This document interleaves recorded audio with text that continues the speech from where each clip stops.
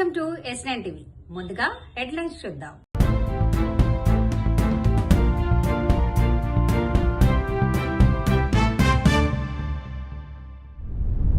Hyderabad Public school మీద చర్యలు తీసుకోవాలి. రాజకీయ అధికారమే లక్ష్యంగా బీసీల పోరాటాన్ని మరింత విస్తరించాలి. కేసీఆర్ పాలన తెలంగాణకి ఒక స్వర్ణయుగం. బోరుగలలో కేటీఆర్ సంగ్రామ సభ. నేను ముఖ్యమంత్రి గారిని సూటిగా డిమాండ్ చేస్తా ఉన్నాను. హైదరాబాద్ పబ్లిక్ స్కూల్ అనేటటువంటిది ప్రభుత్వం ఇచ్చినటువంటి భూమిలో నడిచేటటువంటి సంస్థ. అందులో ఉన్నటువంటి భూమిలో ఒక 30 ఎకరాలని కొట్టేయడానికి ఆ కమిటీ ప్లాన్ వేస్తున్నటువంటి విషయం మీకు తెలుసు, మాకు తెలుసు, అందరికీ తెలుసు.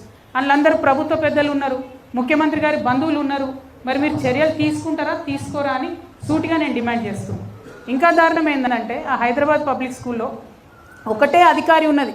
ఆమె 14 సంవత్సరాల నుంచి ఒకటే పోస్ట్లో ఉన్నది. ఉండి ఈ కొత్తగా ఎవరు బోర్డు మెంబర్ వచ్చినా వాళ్ళకి నేర్పిస్తారు అన్నట్టు, ఎట్లా అవినీతి చేయాలి, ఎట్లా సీట్లు అమ్ముకోవాలి, ఎట్లా బయట దేశాలు ఉన్నటువంటి సత్య నాదెల్లా లాంటి వాళ్ళు ఇక్కడ చదువుకొని పోయింది. Satya Nadella is alumni of Hyderabad Public School. So ఇప్పుడు ఏంది, ఆయన వచ్చి ఇక్కడ డొనేషన్ ఇచ్చిపోయింది మొన్న. ఆ డొనేషన్ లెక్కలు ఏమైపోయినాయంటే తెలియదు, ఎవరు చెప్పరు. అనేక మంది హెచ్పిఎస్ అల్యూమినీ డొనేషన్స్ ఇస్తే నో అకౌంటబిలిటీ, జీరో అకౌంటబిలిటీ. గొప్ప గొప్ప వాళ్ళందరూ, ముఖ్యమంత్రి గారు చుట్టాలందరూ ఆ కమిటీ నిండి ఉన్నారు. విద్యాశాఖ మంత్రి మన కర్మగాలి ముఖ్యమంత్రి గారే ఉన్నారు. కాబట్టి నేను వారిని డిమాండ్ చేస్తున్నా, you should please immediately review what is happening in HPS మీద రివ్యూ చేయాలి. హైదరాబాద్ పబ్లికేషన్ మీద ఖచ్చితంగా పబ్లిక్ స్కూల్ మీద ఒక స్టాండ్ తీసుకోవాలని నేను డిమాండ్ చేస్తున్నాను. అంటే ఎందుకు అంత స్ట్రెస్ చేసి నేను హెచ్పిఎస్ని చెప్తున్నా అంటే, ఈసారి 120% ఫీజు హైక్ చేసింది. 120%. పోయిన సంవత్సరం 93,000 కట్టినటువంటి పేరెంట్స్ ఈసారి 2,08,000 రూపాయలు కట్టాలి. కానీ ప్రభుత్వం నిమ్మకు నీరెత్తినట్టుగా ఉన్నది. అది ప్రభుత్వ స్కూల్, ప్రభుత్వ భూమితో నడిచేటటువంటి స్కూల్, ప్రభుత్వానికి అకౌంటబుల్గా ఉంటుంది.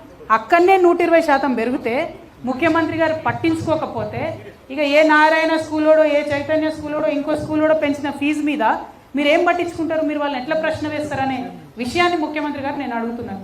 నేను ఇంతకుముందే చెప్పాను, తెలంగాణలో కాంగ్రెస్ ప్రభుత్వం 42% రిజర్వేషన్లు చేయాలని ఢిల్లీకి పంపింది. కానీ 42% రిజర్వేషన్లు, 42% నామినేటెడ్ పోస్టులు బీసీలకు ఇవ్వడం లేదు, 42% బడ్జెట్ ఇవ్వడం లేదు. బీజేపీ పేరుకే బీసీ ప్రధానమంత్రి అంటుండు కానీ ఇలా బీసీలకు న్యాయం చేయడం లేదు. ఈరోజు నరేంద్ర మోదీ గారు ఇలా 10వ తేదీకి నాడు తెలంగాణ పర్యటనకు వస్తున్నాడు. కులగణన చేస్తామని చెప్పి దేశంలో 140 కోట్ల మంది సాక్షిగా ఆయన అనౌన్స్ చేశాడు గౌరవ ప్రధానమంత్రి గారు. కానీ ఇవాళ కులగణన ఏప్రిల్ 1, 2026 నుంచి జాతి జనగణన ప్రారంభమైంది. 33 ప్రశ్నలు ఇచ్చాడు, అందులో కులగణనకు సంబంధించిన ఊసేలేదు. కాబట్టి దీన్ని నిరసిస్తూ ఎట్టి పరిస్థితుల్లో ఈ సమావేశంలో కూడా నిర్ణయం తీసుకున్నాం. 10వ తేదీ నాడు రాష్ట్ర వ్యాప్తంగా నల్ల జెండాలతోటి ప్రధానమంత్రి పర్యటన సందర్భంగా బీసీల నిరసన సెగను ఢిల్లీకి ఇవాళ వ్యాప్తి చెందడానికి, ఢిల్లీకి తగిలించడానికి ఇవాళ ప్రతి విలేజ్ లో, ప్రతి పట్టణంలో రాష్ట్ర వ్యాప్తంగా నల్ల జెండాలు, నల్ల బ్యాడ్జీలు ధరించి నిరసన వ్యక్తం చేయాలని చెప్పి ఈ సందర్భంగా పిలుపునిస్తున్నాం. కేసీఆర్ గారి పాలన ఈ రాష్ట్రంలో రైతాంగానికి ఒక స్వర్ణయుగం. రైతు కోరుకున్న దానికంటే ఎక్కువగా, ఒక రైతు బిడ్డ కాబట్టి రైతును తన కాళ్ళ మీద తనని నిలబెట్టే విధంగా, మరి వ్యవసాయాన్ని పండుగ చేసే విధంగా ఆ రోజు కేసీఆర్ గారి పాలన కొనసాగితే, ఈరోజు కాంగ్రెస్ పాలన ఒక మరి రైతులను మోసం చేసి అధికారంలోకి వచ్చిన ఒక రాబందు పాలన, అందరినీ మోసం చేసినట్టే ఈ రాష్ట్రంలో, ఈ దేశానికి అన్నం పెట్టిన రైతును కూడా మోసం చేస్తున్న వైనం అడుగడుగున మనకు కనిపిస్తూ ఉంది. ఇవాళ రాష్ట్రంలో పండిన పంట పావల వంతు కూడా కొనే పరిస్థితి లేదు. కొన్న రైతం మరి ధాన్యాన్ని ఎక్కడి నుంచి తరలించేటట్టు లేరు. ఏ కళ్ళం దగ్గరికి పోయినా రైతులు కన్నీళ్లు కారుస్తా ఉన్నారు. ఇందాక ఒక రైతు అన్నట్టు, ఈ రైతు కన్నీళ్ల ద్వారా ఈ కాంగ్రెస్ ప్రభుత్వం, రేవంత్ రెడ్డి కొట్టుకుపోవడం ఖాయం అనే విషయాన్ని ఈ సందర్భంగా తెలియజేస్తావు. రైతు మళ్ళీ నిలదొక్కోవాలి, ఈ వ్యవసాయం పండగ కావాలి, రైతు 3 పూటలు సంతోషంగా తినగలగాలి అని అంటే మళ్ళీ కేసీఆర్ వచ్చే విధంగా, కేసీఆర్ రావాలనే ఆలోచనతో కేసీఆర్ గారికి మద్దతునిస్తూ మేము పిలవంగానే ఇక్కడికి పెద్ద ఎత్తున వచ్చిన రైతాంగం మరి ప్రతి ఒక్కరికి నమస్కారాలు తెలియజేస్తూ ఆ రోజు కేసీఆర్ చాలా చక్కగా చెప్పిండు, ఓట్లేసే ముందు ఒక్కసారి ఆలోచించండి, హరి భరి వద్దన్నాడు.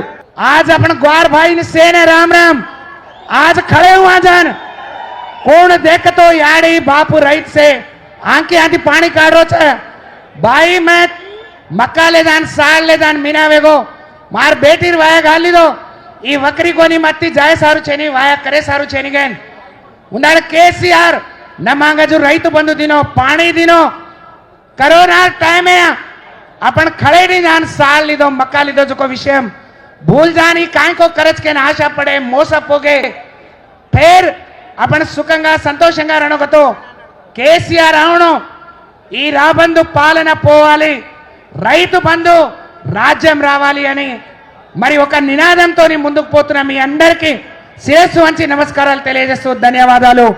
జై తెలంగాణ. ఓరు గల్లుకు వందనం, పోరు గల్లుకు వందనం.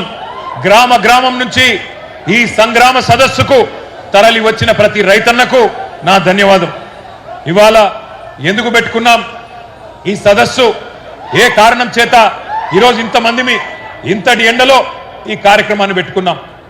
సరిగ్గా ఈరోజు 6 మే 2026 సరిగ్గా ఈ రోజుతో నయవంచనకు 4 ఏళ్లు నిండింది.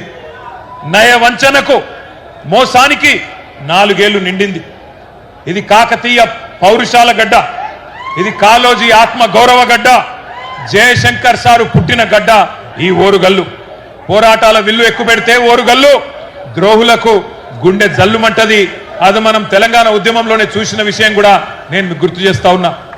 నర్సంపేట నుంచి ఇప్పుడే గౌరవనీయులు గౌరవ పెద్దలు రైతు మా గోపాలన్న మాట్లాడిండు. మా పెద్ద సుదర్శన్ రెడ్డి గారు మా సోదరుడు వారిని ఆహ్వానిస్తే ఇక్కడికి వచ్చినారు. గోపాలన్న మాట్లాడితే మీ కేరింతలు మీ చప్పట్లు వింటే నేను మధుసూదనాచారి గారు అనుకుంటా ఉన్నాం. ఇక మనం ఎవ్వరు మాట్లాడే అవసరం లేదు, రైతుల గుండెల్లో ఉన్న మాట గోపాలన్న చెప్పిండు అని చెప్పి మేం మాట్లాడుకుంటా ఉన్న పరిస్థితి మీ అందరికీ యాదికుండాలి. తెలంగాణ ఉద్యమ సమయంలో కూడా వరంగల్ ఎట్లా కదం దొక్కిందో మీ అందరికీ గుర్తున్నది.